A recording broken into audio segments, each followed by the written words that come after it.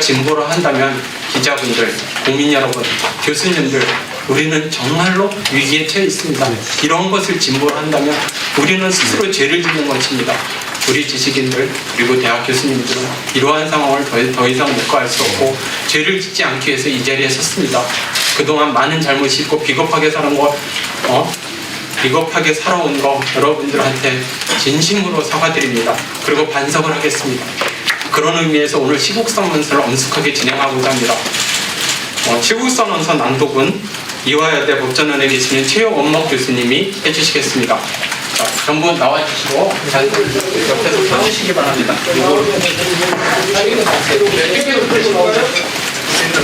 네, 교수님들도 좀 나오십시오. 앞으로. 집행위원들도 좀 나오시고요. 좀 나오십시오.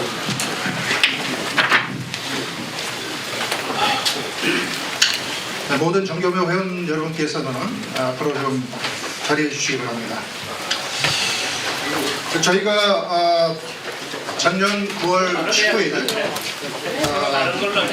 1차 시국선언을 했습니다. 그래서 당시 조국 법무장관 임명으로 사회 정의와 윤리가 무너졌다라는 주제로 시국선언을 했고요. 그때 저희가 발표하고 요구했던 내용들이 아직도 진행 중인, 수정되지 않고 진행 중인 내용들이 있기 때문에 부득이 4개월도 안 돼서 2차 시국선언을 하게 됐습니다. 그동안 검찰개혁이라든지 공수처 문제라든지 헌법소라든지 교육개혁 이런 분야에 대해서는 전문적으로 저희가 별도로 성명서도 발표했습니다만 이번 시국선언은 작년 조국 장관 문제에 이어서 아직도 그러한 정권의 반민주적인 행태가 진행되고 있다고 판단하기 때문에 후속적인 2차 시국선언을 하게 됐다는 말씀을 드리겠습니다.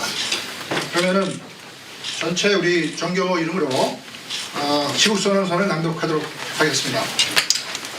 문재인 정권의 거짓에 대하여 진실의 가치 전쟁을 선포한다. 여러 세대의 대한민국 정부와 국민이 힘을 합쳐 쌓아 올린 자유민주주의 체제와 경제, 외교, 국방, 민생, 교육 정책의 성과가 한꺼번에 무너져 내리고 있다. 대통령 탄핵의 비극을 딛고 출범한 문재인 정부는 상식과 공정가치가 지배하는 나라다운 국가를 만들겠다고 스스로 공언하더니 반환점을 돈 지금 상식과 공정 궤도로부터 무한 이탈하는 한 번도 경험해 보지 못한 거짓의 나라가 되어가고 있다. 한국 경제는 성장률 2%가 위협받고 있는 상황에서 초고령 사회로 진입하고 있는데도 분배 위주 경제 성장과 세금 주도 복지 정책만 가속화하고 있다. 미래 경제 성장 동력이 사라지고 있는데 기업 규제는 강화되고 국민연금과 같은 공적 자금을 통한 대기업 지배구조 장악이 추진되고 있다. 근거 없는 탈원전 정책을 고집해 세계 최고 경쟁력을 객관적으로 지닌 것으로 입증된 한국형 원전을 녹슬게 하고 관련 산업 기반을 무너뜨리고 있다. 대부분의 학부모와 국민들이 2년 편향 교육의 심각성을 느끼고 있는데도 획일적 평등에 경도된 청와대의 교육정책 방향은 전교조 이념 교육을 오히려 강화하고 학력의 하향 평준화를 유도하고 있다. 선량한 얼굴로 위장한 분배 복지 환경 교육 민주화구의 선동 뒤에 숨은 저희들이 판단하기에 거짓 정책들이 청년 실업을 급증시키고 40대 50대 가장의 실직을 가져오고 소상공인과 자영업자의 파산을 가중시키고 기업의 해외 탈출을 유도하고 수출과 투자를 급감시키고 사립학교 교육의 파산을 가져오고 있다. 사상 최대의 예산 지출과 국채 발행은 대한민국 호의 미래까지 격침시키고 있다. 호기롭게 외쳐대던 한반도 운전자, 중재자 외교는 삶은 소대가리에 웃음 섞인 조롱으로 되돌아왔고 대한민국의 외교적 입지는 점점 더 벼랑 끝으로 몰리고 있다. 북한 핵 위협은 더욱 현실화되고 있는데 자유민주 질서의 확고한 버팀목인 한미일 삼각동맹과 그 최후의 보루인 국방력은 북한에 굴종하는 거짓 평화선동으로 인해 급속히 해체되고 있다. 지난해 조국 사태를 통하여 단적으로 드러났던 집권 세력의 거짓 위선, 기만은 살아있는 권력에 대해 수사에 재갈을 물리려는 공수처 설치와 좌파 이익연합을 위한 장기 집권 계획의 일환인 연동형 비례선거법 강행으로 오히려 더욱 집요하게 우리나라의 헌정 질서를 유린하고 있다. 각종 권력형 비리가 속속 드러나고 있는데도 집권 세력은 오히려 법무장관의 자의적 검찰 인사 재정권을 통한 수사 무력화를 시도하고 특정 어용 시민단체들과 연합하여 사법행정위원회 설치를 통한 사법부 장악까지 획책하고 있다. 이는 대한민국 헌법의 핵심인 상권분립 원칙을 훼손하고 제왕적 대통령제를 강화시키는 나쁜 정치가 아닐 수 없다. 이제는 대한민국의 자유와 헌정 질서를 인정하는 사람들이라면 이 모든 현상들을 하나로 묶는 거짓 정책, 그리고 기망 전략, 그리고 그 배후 세력을 간파하기에 충분하다. 그 거짓과 술책의 지향점이 저희들이 판단하기에 유사 전체주의, 님은 부인할 수 없는 진실이 되고 있다. 이러한 총체적 국가위기의 진원지는 현 집권 세력의 단순한 무능을 넘어선 고집스러운 시대착오적인 이념 노선임에 틀림없다. 이들은 적폐청산, 공수처 설치, 전교조 의식화 교육, 언론 장악, 통계 여론 조작, 친북한 노선, 일본 때리기 외교 등을 통해서 정치행정 외교 교육 법조 등의 분야에서 이데올로기적인 진영을 구축해 왔다.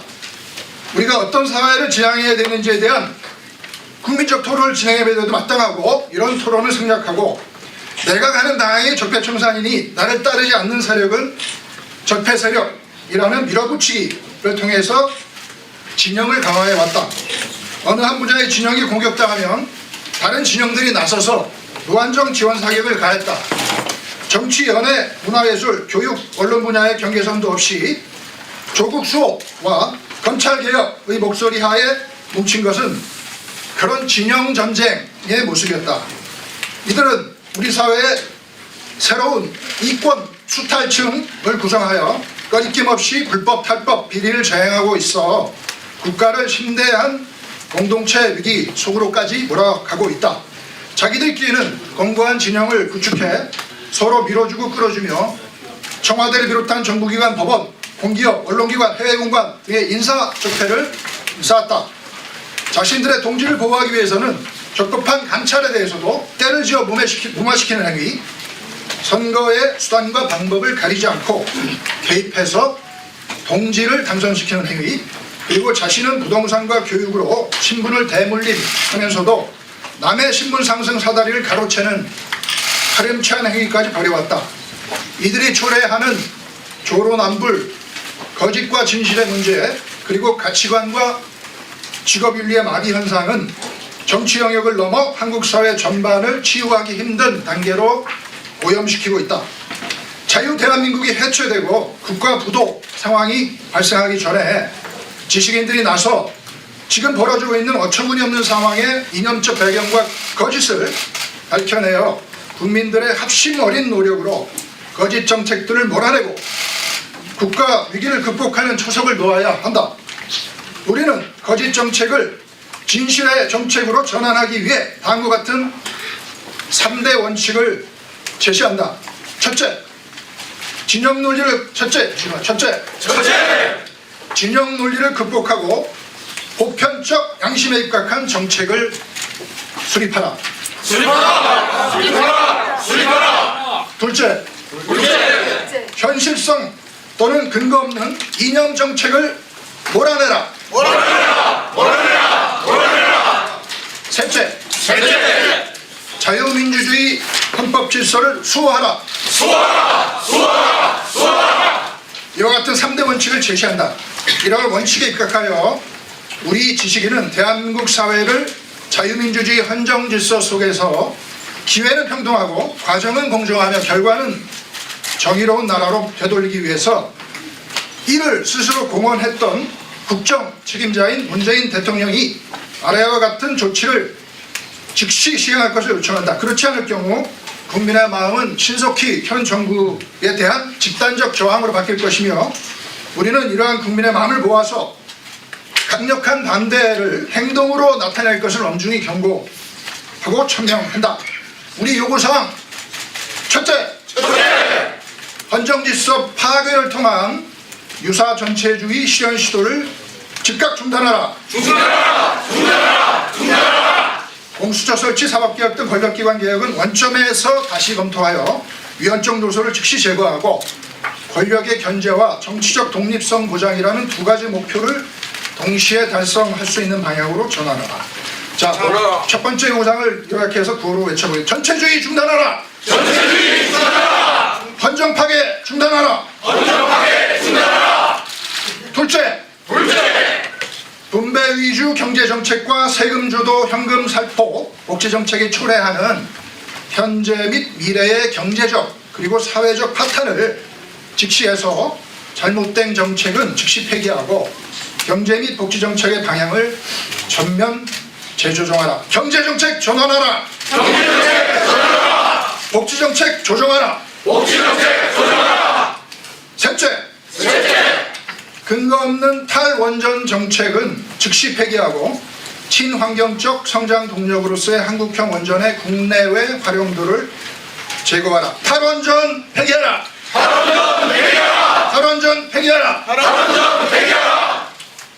넷째, 언론 장악과 여론 조작 및 왜곡을 통한 민주주의 파괴 행위를 예방하기 위해 언론사 운영에 대한 정치 및 노조 권력의 직간접적 개입을 엄중히 처벌하고 포털사 등의 편파적 정치 행위를 규제하는 조치를 시행하라. 언론 중립 보장하라.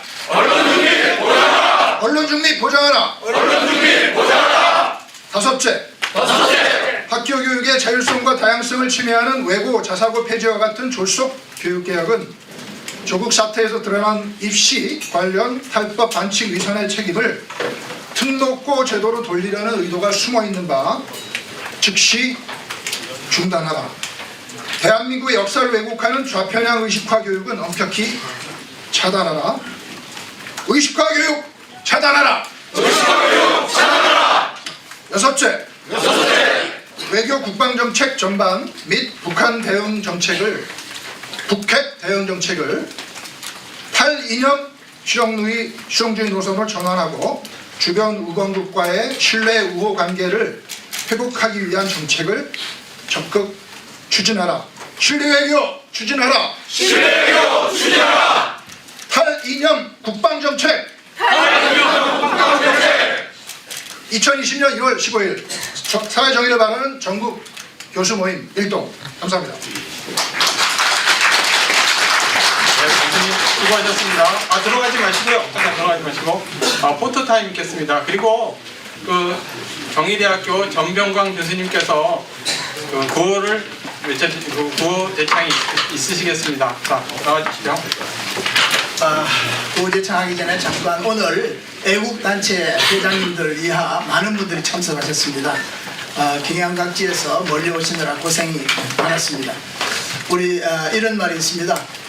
천년을 이어온 두꺼운 어둠으로 가득 찬 동굴도 조그마한 성냥불 하나 켜면 그 어둠은 깨끗이 사라지고 맙니다.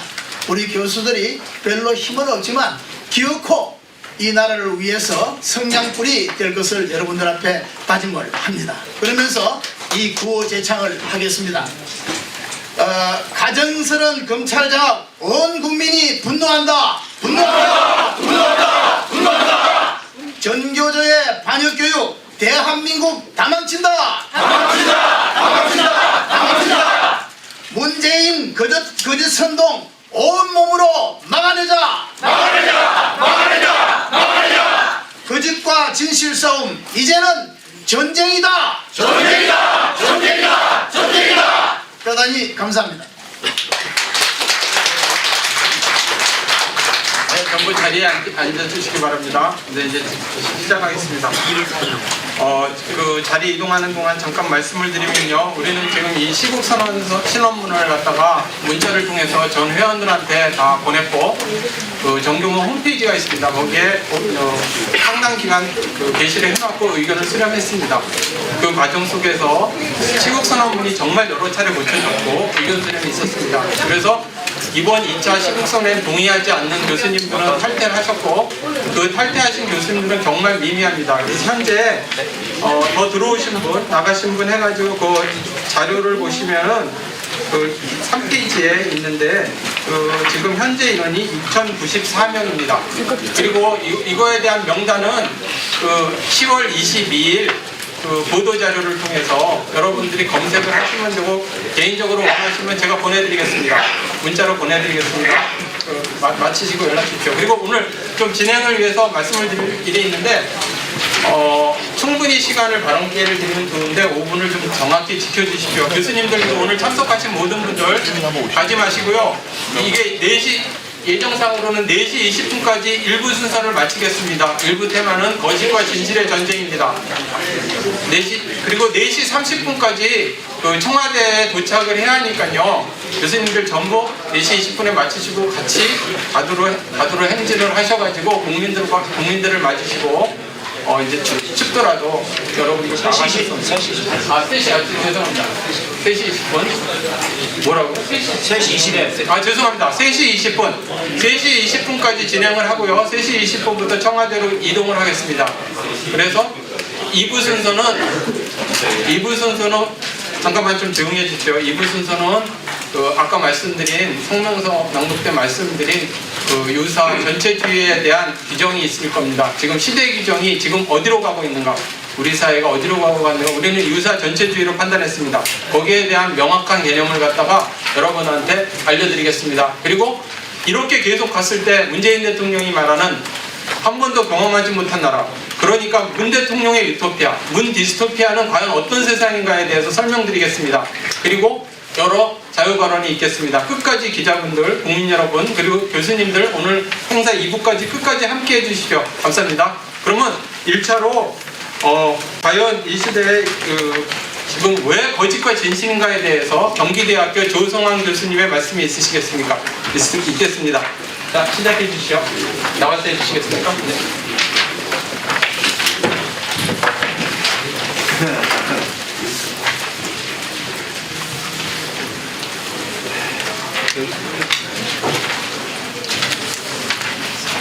반갑습니다.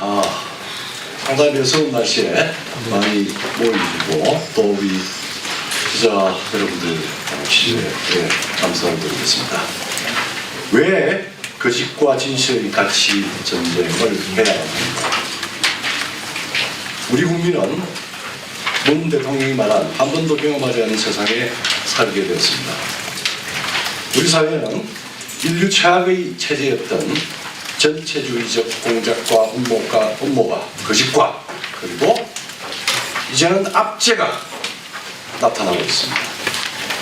이 세상은 장밋빛 유토피아가 아니고 독재와 파괴의 디스토피아입니다. 권력과 그 홍위병들의 거짓 선동이 발화하고 있습니다. 위선과 한명의 범죄가 자행되고 있습니다. 그리고 대한민국의 자유민주주의, 헌법적 가치, 보편적 양심이 너무나 쉽게 어이없게 짓밟히고 있습니다.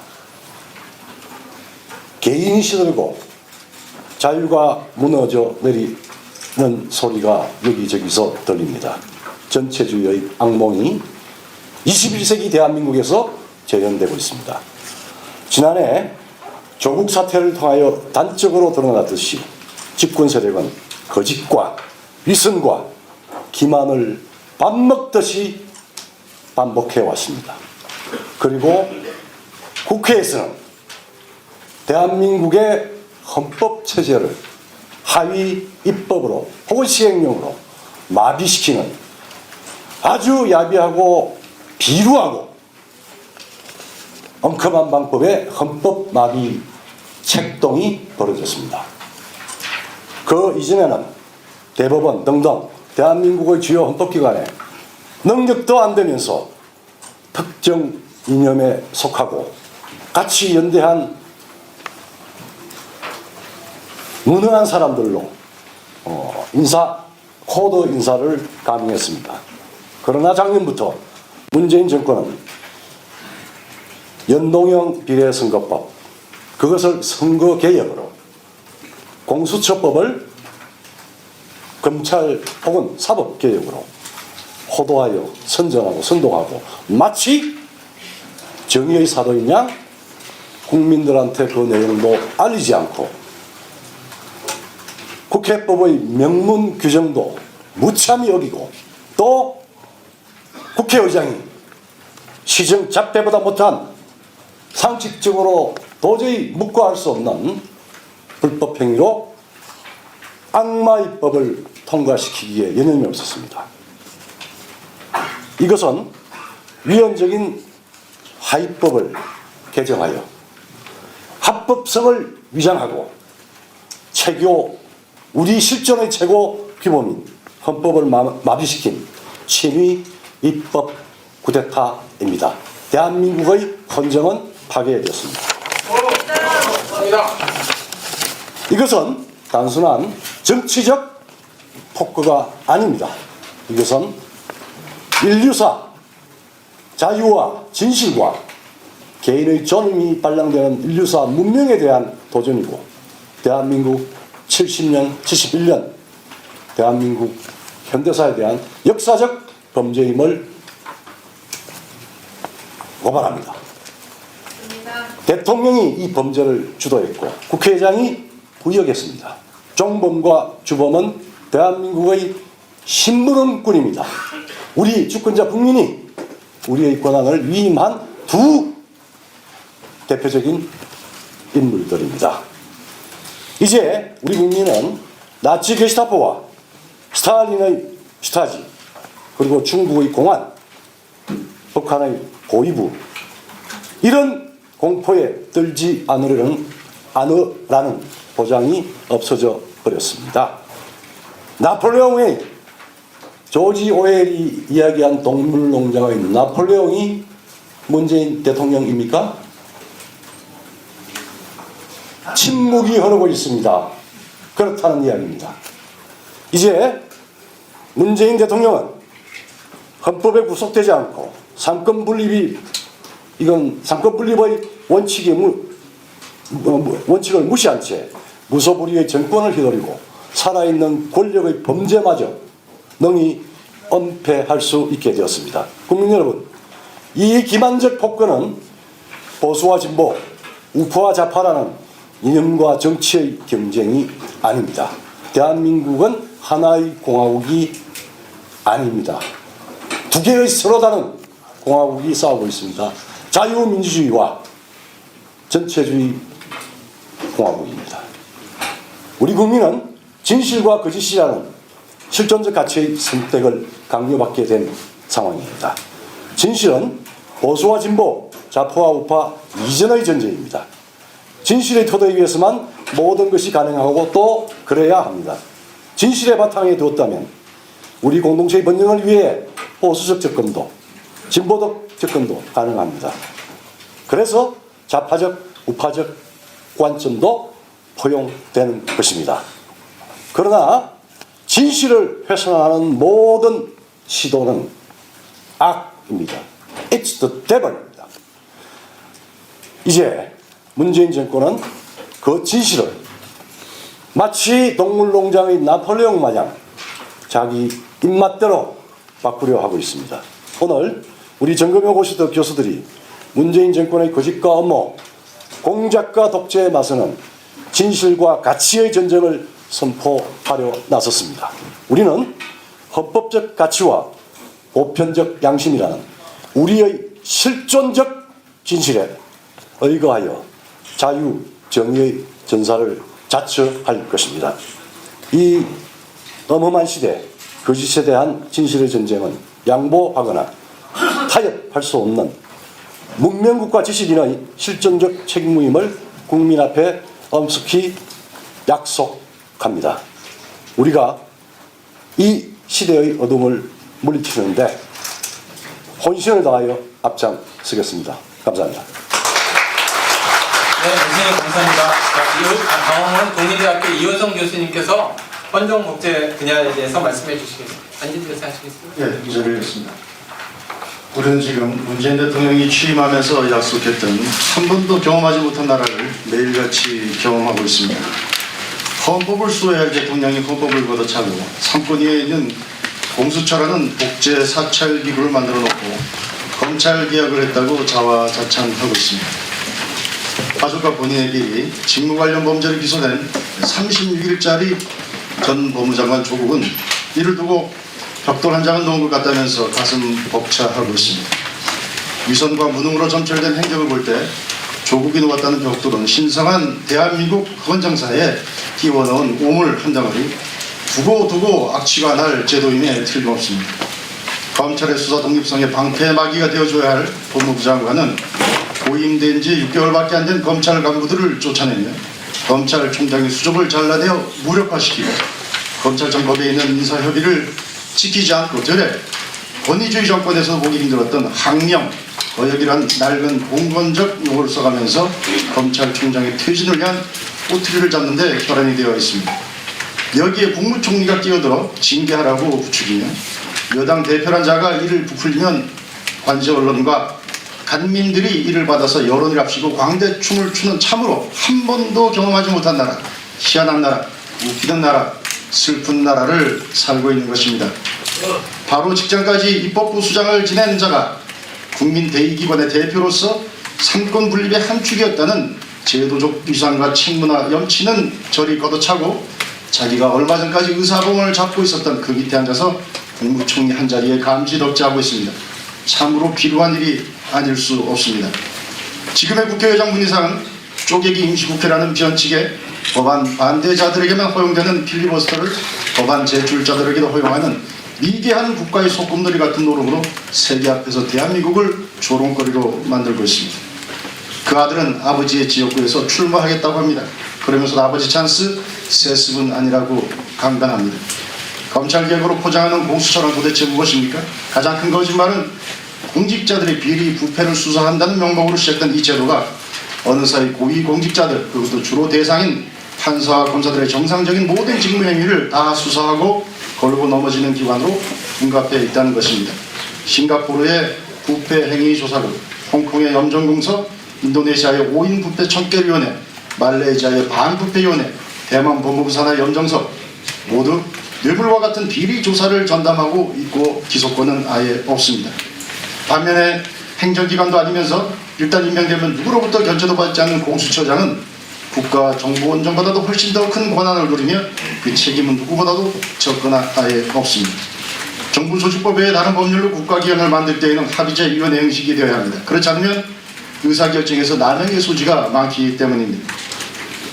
중국조차도 감찰위원회를 두고 있지 감찰처를 두고 있지 않습니다.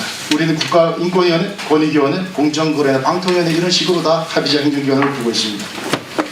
그런데 한술 더 떠서 공수처장에게 이런 막강한 권한을 준 것 외에 헌법기관에게만 주어지는 규칙 제조권을 공수처에 셀프 입법으로 주고 있습니다. 문재인 정권은 헌법의 근본 원리와 명문조항에도 위반하고 해외에도 사례가 없고 국내에도 사례가 없는 전무후무한 공수처 설치를 강행하려 하는 의도가 무엇인지, 그것이 추구하는 방향이 무엇인지 국민에게 해명할 필요가 있습니다. 굳이 말하지 않아도 국민들은 이미 알고 있습니다. 자신의 사람과 어쩌면 대통령 자신을 향한 수사를 방해한 자들에게 헌법도 법률로 짓밟고 시행령과 진실로 왕조 정치보다 더 표독하고 교활하게 방해하는 자들이 공수처를 어떤 도구로 쓸 것인지 국민들은 알고 있는 것입니다. 대놓고 우연적인 공수처가 대놓고 독재의 사찰기구, 그리고 자기들 편에는 대놓고 봐주기 수사처로 예정된 것입니다. 수사의 전문성보다는 이념 편향적인 시민단체 출신들을 갖다 쓰려고 정략적으로 쓰기 위한 모든 조항을 넣어놓고 경찰을 수적으로 부리기 위한 길을 터놓았으며 수사의 일행성은 무력화되었습니다. 편의적으로 잡아넣거나 봐주는 것이 제도적으로 보장된 조국 일가의 합법적 피난처가 바로 공수처인 것입니다. 그리고 이런 공수처를 아예 손대지 못하도록, 각종 합법을 아예 손대지 못하도록 입법부에서 영구히 다수를 점하고 집권당에 대한 심판 기능을 무력화하기 위해 전문가들도 어떤 당이 도대체 몇 석을 차지하는지 쉽게 계산할 수 없는 변종 준연동형 비례제를 도입한 것입니다. 이 제도는 독일에서 가져왔다고 한 그로부터 거짓말입니다. 직선제 대통령제와 비례제 병행은 중남미가 그 모델이고 중남미의 고질적인 경제적 낙후, 사회적 무기력, 대중 독재의 큰 원인 중에 하나가 이런 계파 나눠먹기 정치와 국민에 의한 정부 심판 무력화에 있음은 주지의 사실입니다. 연동형 비례제는 과다 대표성을 해결하기보다는 소수 정파에게 과대 대표성을 주어서 국가 운영의 정상적 의사결정을 마비시키고 그 해결을 위해서는 더러운 거래를 통한 사회적 비용을 초래합니다. 그리고 입법부를 행정부에 종속시켜 상권 분립을 통한 전제와 균형의 원리를 파괴합니다. 비례의원들은 유권자가 아니라 비례의 명부에 자신을 올려준 정파의 수장인 퇴물 정치꾼들의 눈치를 볼 뿐입니다. 검찰 개혁이란 거짓말로 국민을 속여서 위헌적인 직속 친위 사찰 기구를 만들고 유권자의 표심을 정확히 반영한다는 거짓말로 군소다당제를 통한 분리와 통치 전략을 구사하여 장기 집권을 꾀하려는 문재인 정권이 그리는 대한민국의 미래는 무엇입니까?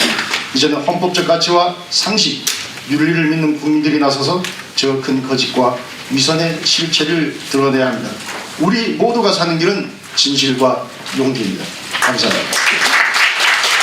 감사합니다. 다음은 카이스트의 이정태 교수님이 경제 분야 발표해 주시겠습니다. 앞으로 나와주시겠습니까? 네, 감사합니다. 네, 안녕하십니까. 카이스트 이병태입니다.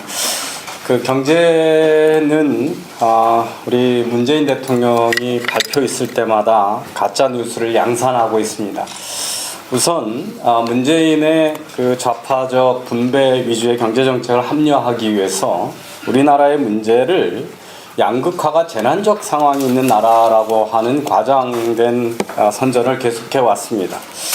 한국은 어떠한 측정 지표로도 재난적 양극화에 돼 있는 나라가 아닙니다. 사실은 우리 사회는 상당히 오래전부터 평등지향적이고 같은 공동체적인 나눔을 행사해 왔고, 그래서 그 경제 수준이 낮음에도 불구하고 부자들과 고용인들이 비용의 대부분을 대는 그 의료보험 제도를 채택을 했고 4대 보험을 일찍 정착시킨 나라입니다.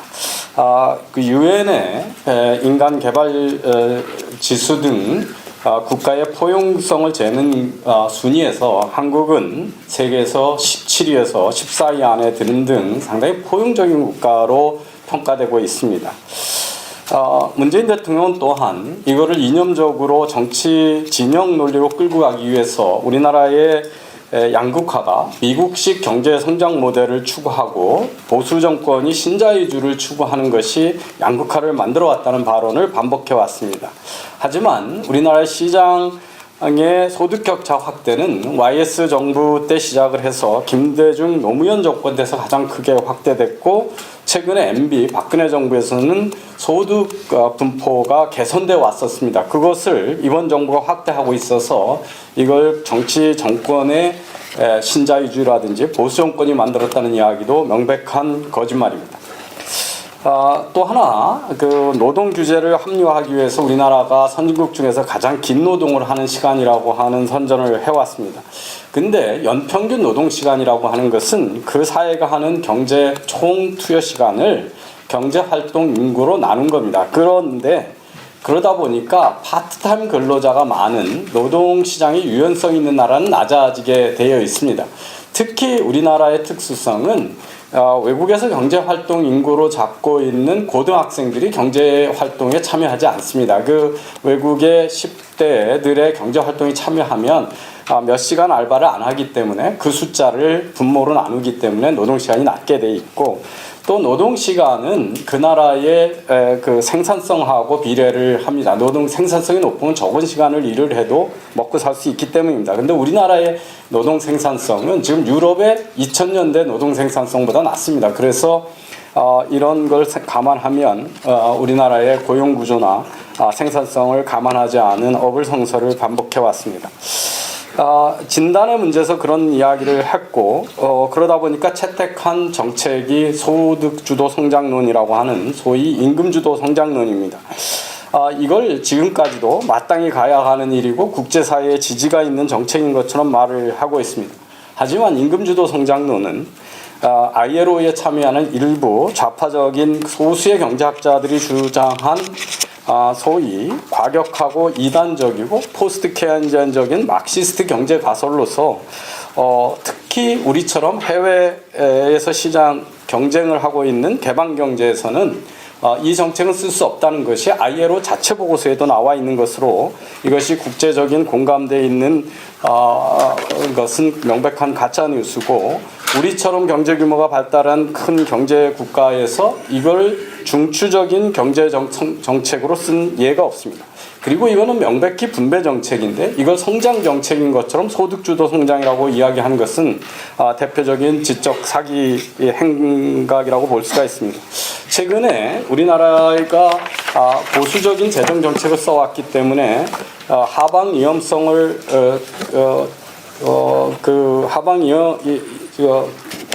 위험을 낮추기 위해서 적극적인 재정 정책을 쓰라는 이야기는 국제기구가 많이 하고 미국 재무부도 했습니다. 하지만 그 쓰는 방법에 있어서 지금같이 무분별한 무상복지 확대하고 시장 교란 행위를 계속하라는 얘기는 절대 아닙니다.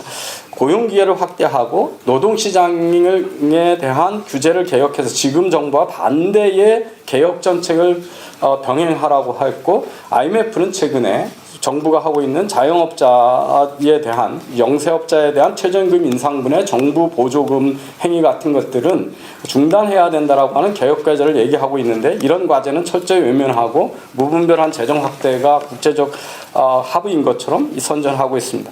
그 결과에 대해서는 노동의 양과 질이 좋아지고 있다는 이야기가 얼마나 허구에 찬 건가에 대해서는 기본적으로 40대의 고용이 감소되고 있고, 우리나라에서 좋은 월급을 주고 있던 제조업과 금융업의 일자리는 계속 없어지고, 정부의 노인 알바 자리가 대부분을 채우고 있고, 우리가 경제개발한 이후로 계속 축소되어 왔던 농업의 취업 인구가 급격히 이번 정부에서 늘어서 위장 실업이 그쪽에서 발생하고 있어서 통계 숫자에 대한 분식 해결하는 말씀을 드리겠습니다.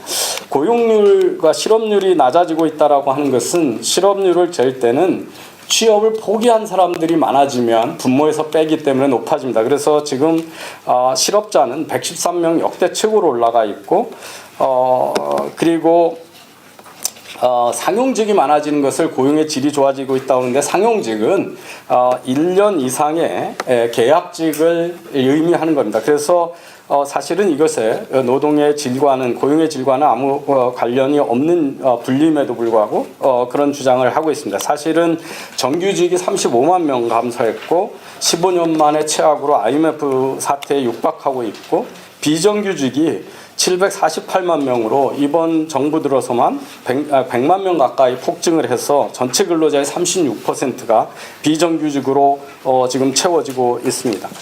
노동시간이 줄어드는 것은 노인의 알바 자리를 늘리면 그 숫자 때문에, 그 노인들의 일하는 시간이 적기 때문에 평균 숫자가 줄어든 걸 가지고 마치 시장에 의한 근로시간의 감소인 것처럼 선전을 하고 있습니다. 이 소득 격차는 급격히 확대됐음에도 불구하고 긍정적 효과를 내고 있다는 것은 너무 명백한 거짓말이라서 재론에 필요가 없습니다. 기업들이 수익이 급감하고 있고, 자영업자들의 대출이 1년 만에 12% 증가해서 지금 역대 최고로 증가하고 있고, 전기요금을 체납액이 2년 사이에 1.5배 증가해 오고 있습니다. 그리고 일반 기업도 3년 수익이 3년 동안 대출의 이자도 갚지 못하는 좀비 기업 숫자가 그 글로벌 금융위기 시대의 수준으로 올라가 있습니다. 한국 경제가 튼튼하다는 주장을 많이 하고 있습니다. 그런데 당장 위기가 오지 않았다는 이야기를 얘기하는지 모르겠지만, 지난해 OECD 36개국 중에 우리나라의 명목 성장률이 34입니다. 뒤에서 세 번째로 낮고요. 대한민국의 명목 성장률이 일본보다도 뒤지는 그런 초유의 사태가 발생을 했고, 실질 성장도 우리보다 2배 잘 사는 미국한테 뒤지는 이런 형태로 성장이 급격히 저하되고 있습니다. 기대 인플레이션이 1.7%로 2% 미만으로 낮아지고, 우리나라의 GDP 디플레이터가 마이너스로 가서 일본형 장기 디플레이션 경제에 갈 가능성의 위험이 커지고 있습니다.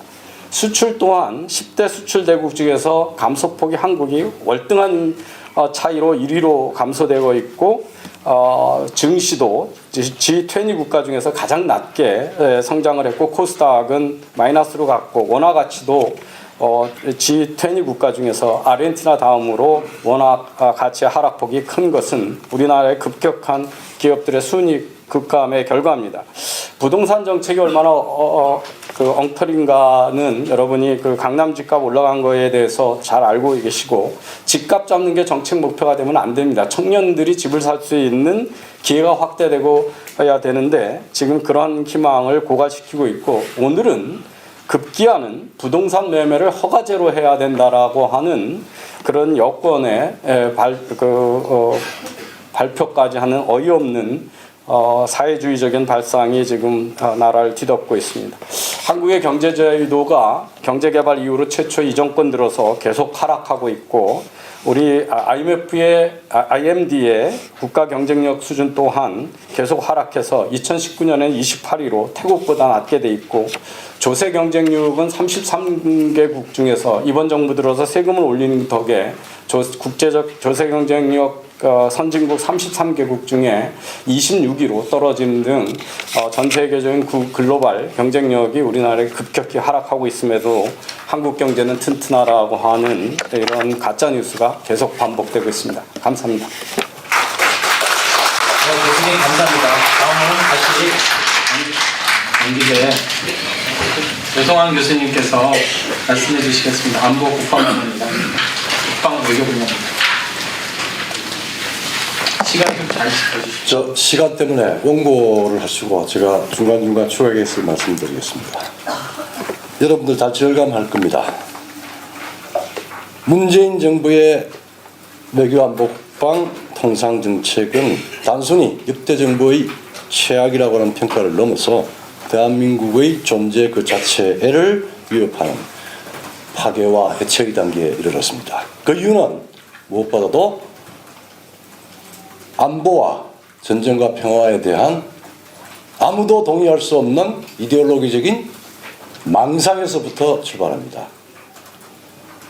평화만이 선이고 전쟁은 악이다 라고 하는 평화전쟁 이분법의 망상입니다.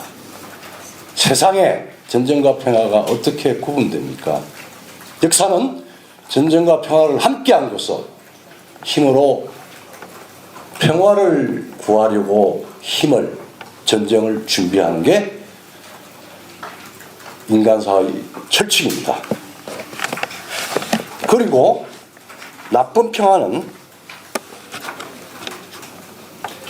좋은 승리보다 좋은 전쟁보다 좋다라고 하는 홍위병들의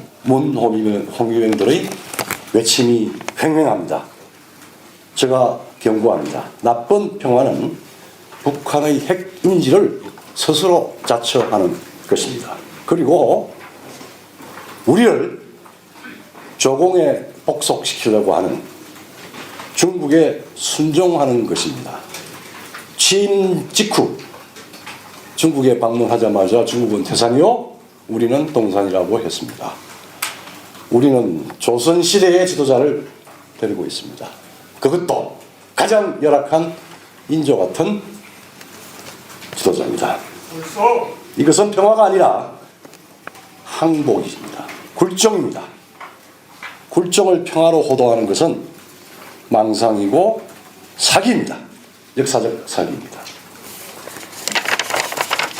그리고 취임하자마자 중국에 가서 우리가 마치 500년 전, 300년 전, 400년 전 황제를 아련하듯이 중국은 태산이요, 우리는 동산이다 그랬고, 가자마자 삼불약속이라고 하는 대한민국의 주권을 포기했습니다. 양도했습니다. 며칠 전에는 중국과 우리는 운명공동체라고 그랬죠. 대한민국의 혹은 조선인이, 한국인이 어떻게 중국인과 운명공동체입니까? 문재인 대통령 혼자 문다에 김정숙 여사 모시고 중국 가세요. 운명공동체입니다. 그리고 북한에는 생명공동체라고 했죠. 이거 히틀러가 아리안 민족주의의 순수 혈종을 내세우면서 했던 피의 공동체입니다. 블루트 게마인샤프트를 얘기했습니다. 이거 평양에 가십시오. 김정은이하고 쇠사슬 하십시오. 그리고 우리가 대한민국 8천만 인구의 절체절명의 운명을 지금 좌지우지할 북한의 김정은 집단의 핵 미사일 도발은 우리뿐만 아니라 모두가 인류가 합심해서 비핵화를 이뤄내야 됩니다. 그런데 한반도 비핵화라고 하는 용어 전술로 북한의 비핵화를 두둔하고 우리 스스로의 비핵화를 선언했죠. 탈원전, 그게 30년 전 김일성이가 이야기했던 대한민국의 전술핵을 빼내기 위해서 선전했던 한반도 비핵지대화의 재현입니다. 여러분들 뭐 영화 보고 했다고요? 아닙니다. 이거는 30년 전의 지령이 문재인 정권에 와서 실현된 겁니다. 여러분들 60년 대한민국 원자력 이게 그냥 단순한 경제 문제입니까? 전기 문제입니까? 아닙니다. 모든 국가의 안전보장에 국가 안보에 있어서 가장 튼튼한 가장 중요한 기초 안보 인프라입니다. 국민투표 거쳐야만이 결정할 수 있는 일입니다.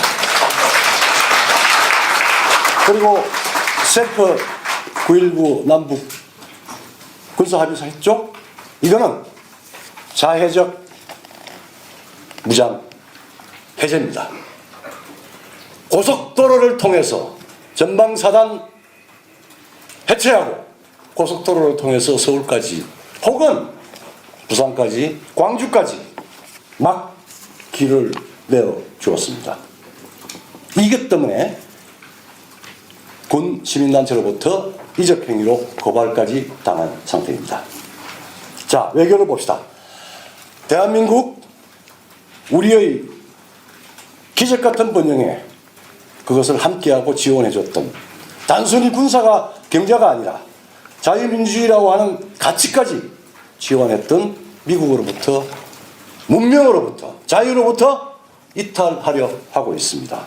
그리고 유사전체주의로 북한의 사교 전체주의를 거쳐서 지금 인류 전체를 위협하는 시진핑 디지털 전체주의로 합류해서 우리를 전체주의의 3종 세트의 메뉴로 서브 세트로 들어가려고 하고 있습니다. 다 아는 사실이죠. 자, 이제 문재인 대통령에게 대한민국 주인으로서 묻겠습니다. 첫째, 문재인 당신은 오로지 평화가 경제다 라고 하는 얼빠진 이야기를 이야기하시겠습니까? 그리고 국민을 오도된 신념으로 나락으로 빠져들게 할 것입니까?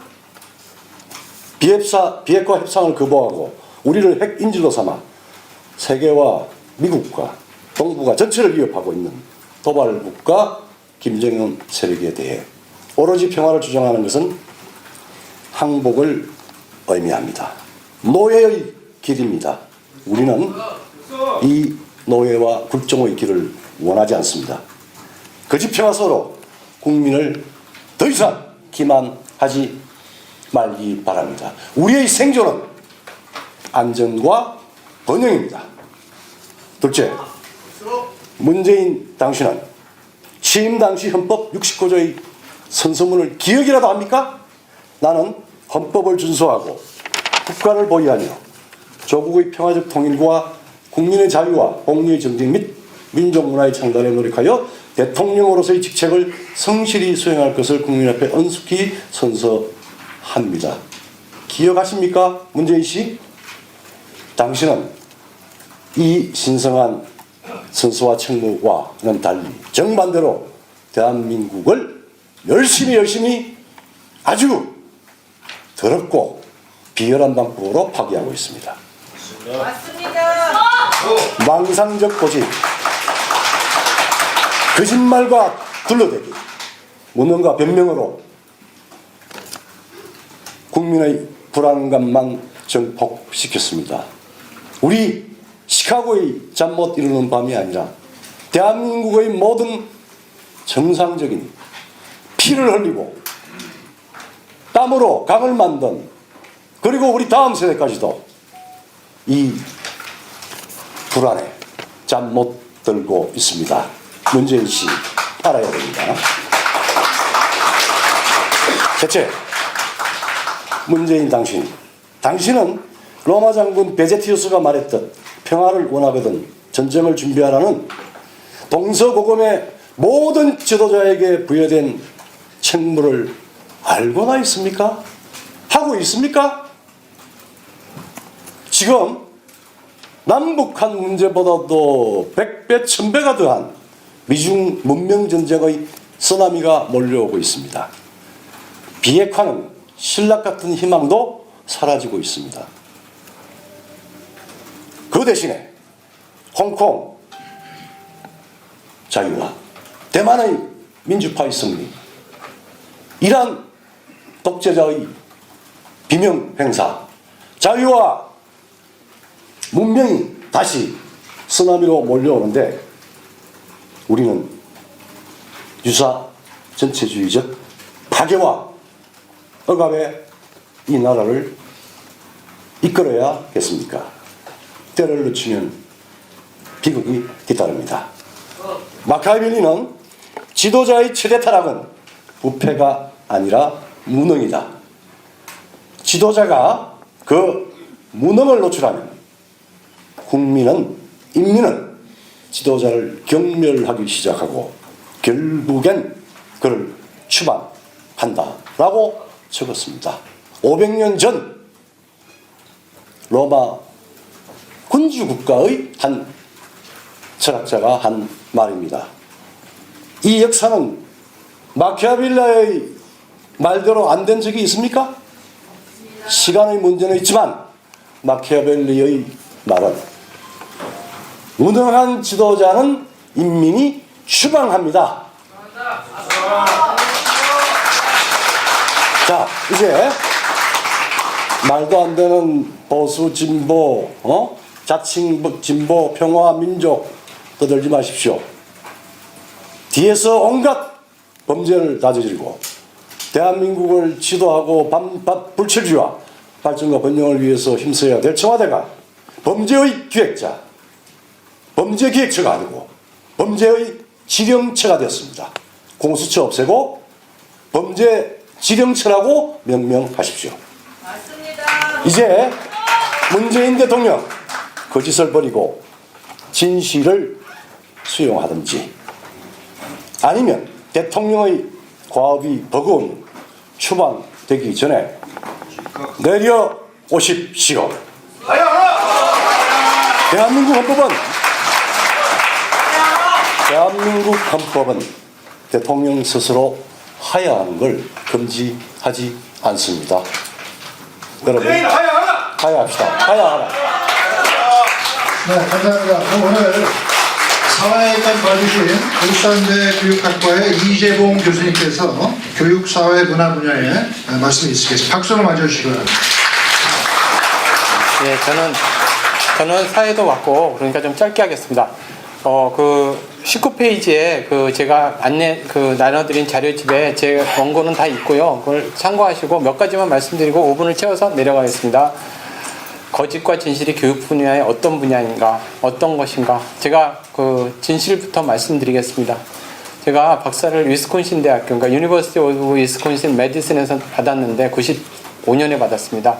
제 지도 교수는 마이클 애플이고 좌파 중에서도 아주 좌파고 그리고 진보라고 할 수 있습니다. 그 훌륭하신 교수님이 왜 진보고 왜 진실이냐면 둘째 아들은 흑인입니다. 입양해서 잘 키웠습니다. 중간중간에 굉장히 많은 고초도 있었습니다. 개인 프라이버시란 말씀드릴 수 없는데 잘 키워서 훌륭하게 키웠습니다. 그런 것이 진보입니다. 또 말씀드리겠습니다. 어떤 것이 진실인지. 열심히 공부해서 정시로다 수능으로다 공부해서 정정당당하게 내가 가난하든 내가 부자이든 노력을 해서 내가 노력한 만큼 대학을 가고 학점을 받고 그런 것 진실입니다. 다문화 학생, 가난한 학생, 장애인 학생 골고루 공동체 의식 가지고 서로 사랑해가면서 도와주면서 살아가는 학부모 그리고 학생들 이런 거 진실입니다. 자, 그러면 어떤 게 거짓인지 말씀드리겠습니다.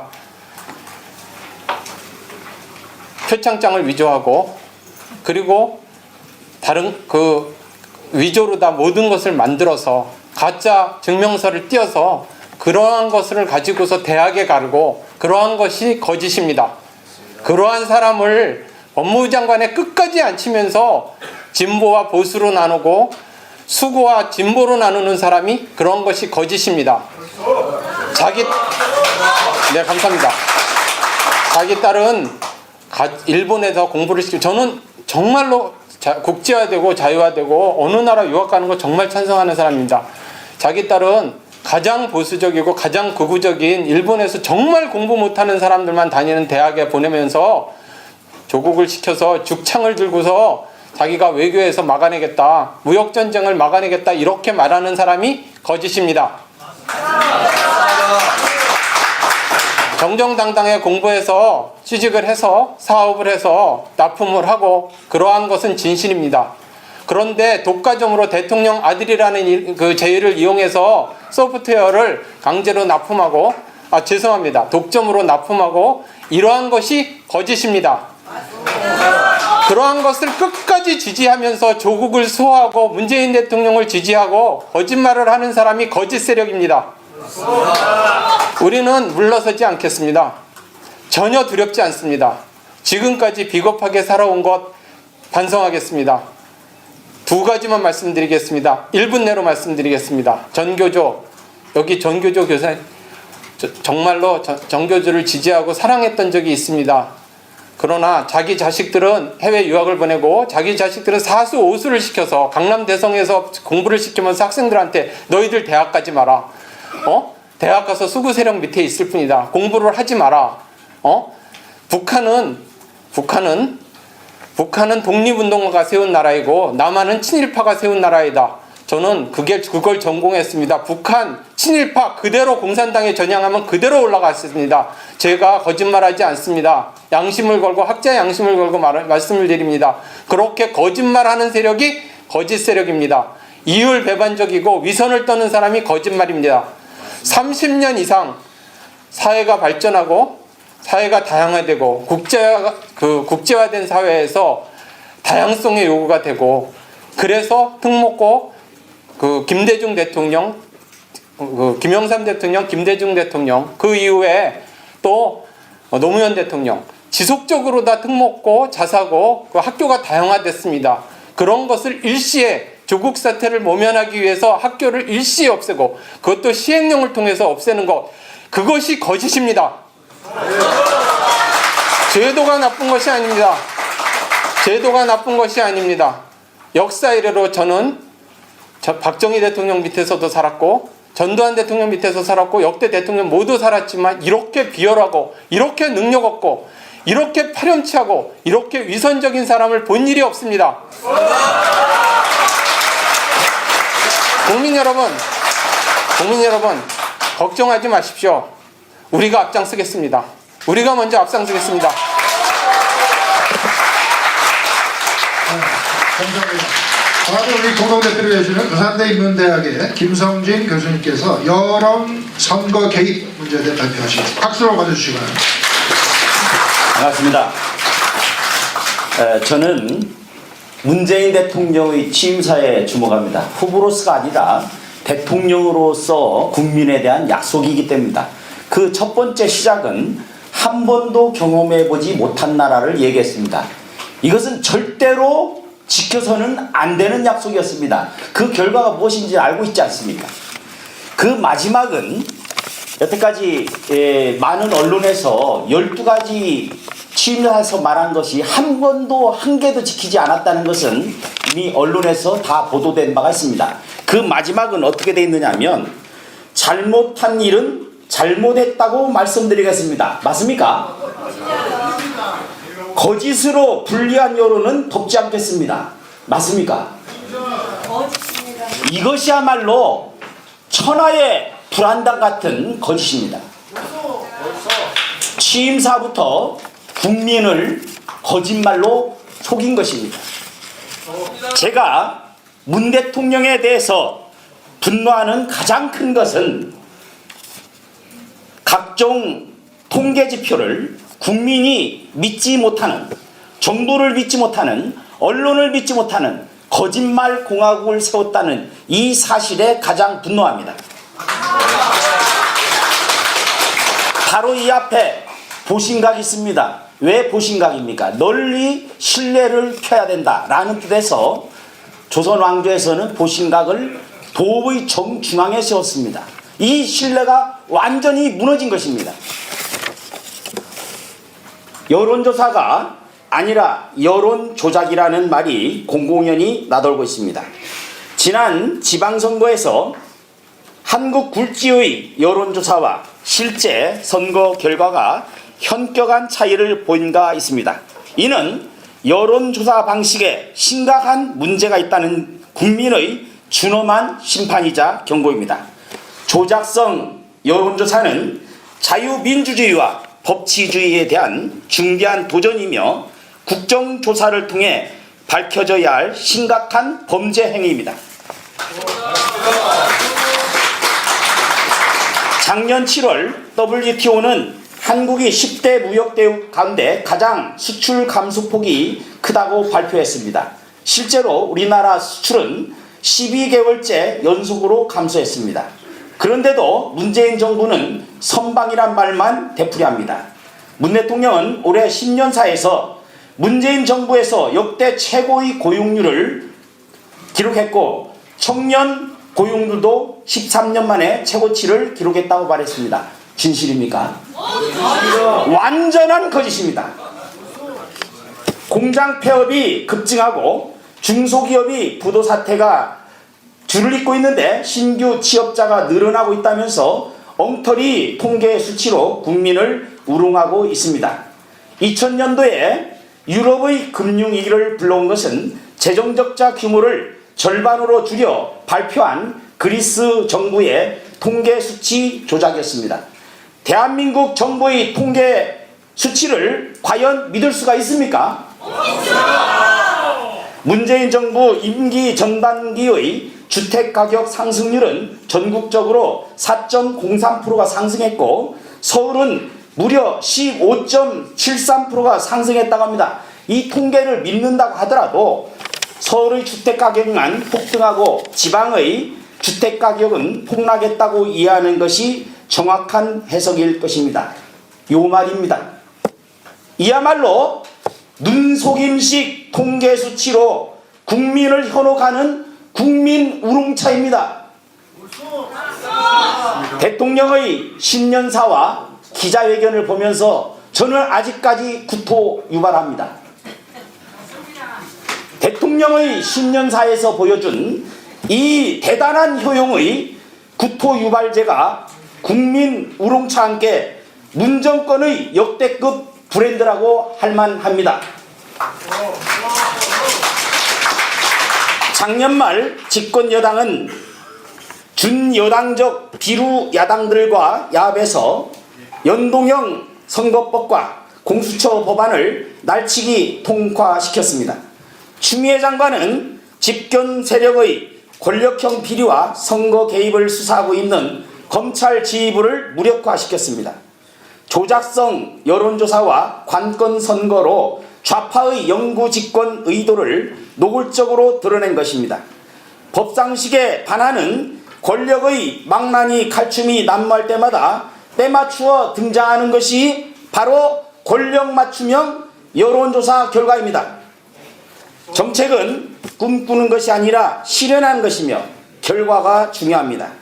문재인 정권에 의한 무너진 신뢰를 회복하려면 너무나 오랜 시간이 걸릴 것입니다.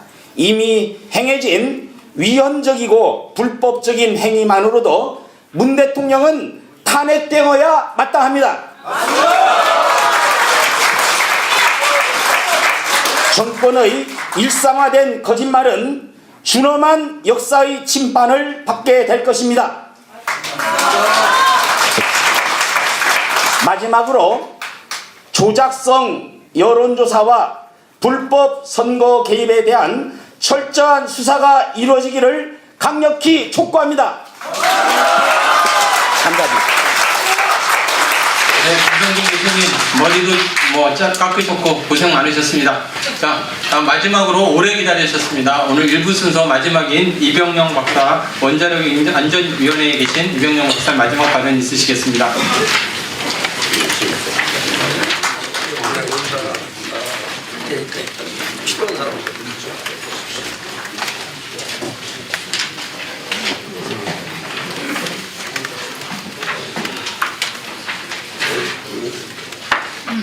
타이머를 딱 5분으로 맞춰놓고 그렇게 하겠습니다. 여러분들 그 원자력 발전소를 계속 하는 게 좋습니까? 하지 않는 게 좋습니까? 왜요? 왜 하는 게 좋아? 왜 하는? 경제적입니다. 환경 오염을 막을 수 있습니다. 근데 후쿠시마나 체르노빌 같은 사고 나면 어떡하려고 그러세요? 한국은 전 세계 1위 안전국가니까 원자력 기술이 있습니다. 예. 핵안전이 그러니까 제가 한국형 원전 개발 책임자를 했고 그리고 상업화까지 다 한 사람입니다. 근데 원자력 발전소가 딱 한 가지 종류가 아니고 몇 가지 종류가 있는데 가장 많이 쓰이는 것이 이제 한국형 원전 그 가압 수용이라는 발전소가 있고 그다음에 체르노빌과 후쿠시마에는 비등 수용이라는 원자로가 있습니다. 같은 원자력 발전소지 노형이 완전히 다릅니다. 그래서 그 비등 수용 후쿠시마형 원전은 사고가 나서 사람도 좀 다치고 뭐 죽기도 하고 자연 환경이 파괴됐지만 한국형 원전인 가압수형은 60년 동안 300기가 돌아갔는데 한 명도 죽거나 다친 적이 없어요. 환경도 전혀 파괴된 적이 없습니다. 그게 우연히 그렇게 된 것이 아니라 기술적으로 그렇습니다. 기술적으로. 근데 그런 발전소인데 문재인 정부가 들어서서 탈원전 해야겠다라고 이제 해서 지금까지 끌고 있는데 그 이유가 뭡니까? 이유가 원자력 발전소는 안전하지 않기 때문에 국민을 원자력 발전소로부터의 위험으로부터 보호하기 위해서 탈원전 한다는 거 아닙니까? 이건 진짜 거짓말입니다. 이건 진짜 거짓말입니다. 그러니까는 한국형 원전은 60년간 300기, 처음에는 1기였겠지만 점점 늘어서 이제 현 600기인데, 아주 300기인데, 사람이 한 명도 다친 적도 없어요. 근데 이 원전, 한국형 원전은 어떠냐면은, 값이 제일 싸죠, 압도적으로. 그래서, 경제 발전의 그런 원동력입니다. 전기값이 비싸면 모든 제품의 원가가 올라가고, 그 다음에 공기업들이 다 부실화가 그러니까 전기와 관련된 공기업들이 다 부실화가 될 겁니다.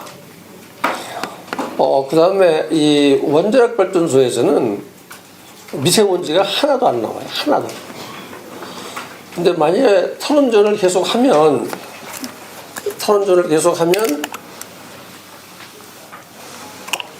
죄송합니다. 계속하면 태양광 가지고는 그 전력 수요를 충당할 수가 없습니다. 그 새만금 그 넓은 데를 전부 다 태양광으로 메워봤댔자 그 원자력 발전소 반개 정도에서 나오는 전기를 생산할 수 있다고 그럽니다. 그러다 보면 석탄 석유 발전을 하지 않을 수 없습니다. 그건 전부 다 미세먼지 덩어리입니다. 그 다음에 한국형 원전은 이 품질과 가격 면에서 개발 책임자지만 이상하다고 할 정도로 막강한 경쟁력을 가지고 있습니다. 우리가 얼마 전에 UAE에 원자력 발전소 4기를 수출했는데 우리한테 나가 떨어진 나라가 미국, 불란서, 일본입니다. 네 나라를 물리치고 우리가 땄어요. 근데 이게 너무나도 경쟁력이 막강해서 좀 그냥 두면, 문재인 정부가 그냥 좀 두면 세계 원전을 다 싹쓸이 할 것 같아요. 그렇게 경쟁력이 막강한데 그렇게 하지 않고 있다 이거죠.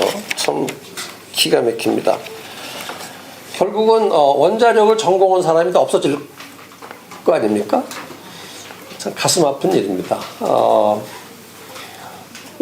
카이스트에는 뭐 제가 듣기로는 카이스트에는 원자력 전공한 사람들이 하나도 안 온다고 그러고 서울대학에는 오긴 오는데 워낙 커트라인이 워낙 낮다 보니까 쉽게 서울대학 들어와서 다른 거를 전과하려고 온다고 그럽니다.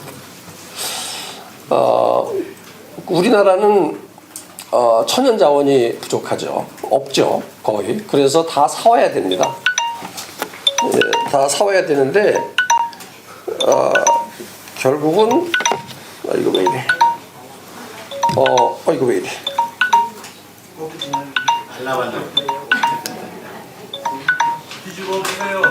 뒤집어.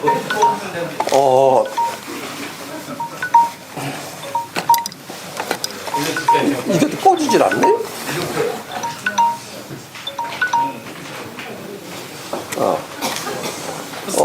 예. 우리나라는 구존 자원이 거의 없지 않습니까?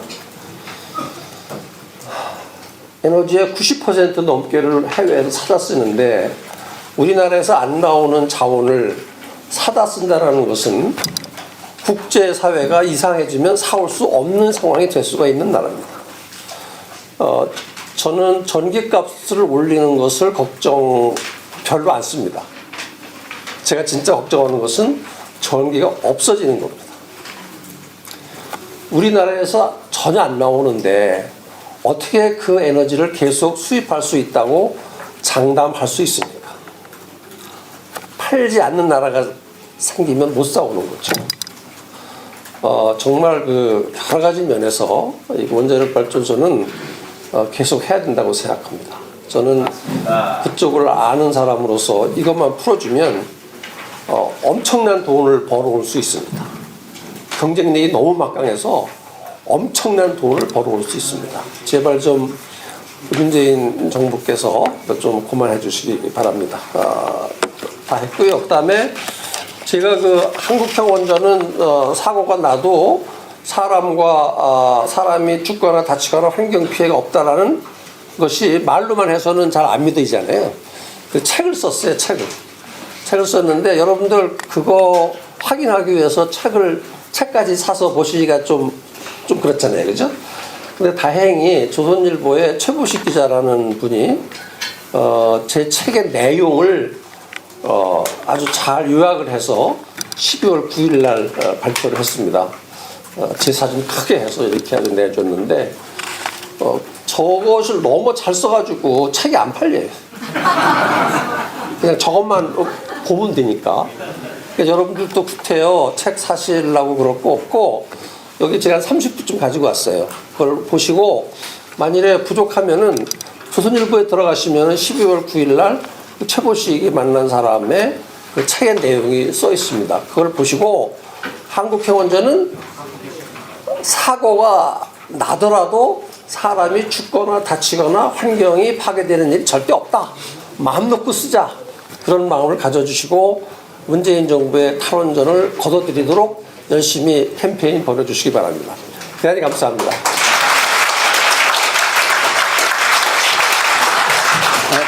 이 박사님 수고하셨습니다. 자, 그 향후 일정과 질의응답을 정말 간단히 받겠습니다. 향후 일정을 말씀을 드리면요. 지금 오늘 6개 분야만 말씀을 드렸는데 실제로다가 15개 분야를 준비를 했고 거의 다 됐습니다. 2월 중으로 15개 그 분야에 대해서 어떤 것이 거짓이고 어떤 것이 진실인지, 그리고 한국 사회가 어떻게 나아가야 하는지 방향을 정확히 제시해서 책으로 내겠습니다. 그리고 그것이 2월 중으로 발간될 것입니다. 이북으로 발간될 것입니다. 모든 언론사 무료로 다 배포하고 국민들한테도 무료로 드릴 예정입니다. 그리고 우리 카피라이트 요구하지 않을 겁니다. 무한대로 복사해서 보십시오. 그리고 그 두 번째로는 거짓과 진실의 프레임 계속 이어가겠습니다. 지식인으로서 한번 생각해 보세요. 진보와 보수 맞습니까? 좌파 우파 맞습니까? 진보 맞습니까? 정말? 양심을 걸고 진보 맞습니까? 기자 여러분, 빨갱이. 아니 생계 말고요. 생계로 말하고 뭐 이상하게 뭐 지역 감정이니 뭐 진영 논리 이런 거 말고 진보 맞습니까? 거짓이죠, 거짓. 네, 이거를 국민들한테 앞으로 그 오역의 단어, 거짓의 단어를 사용하지 맙시다. 우리 그걸 국민께 알리겠습니다. 적극적으로 알려나가겠습니다.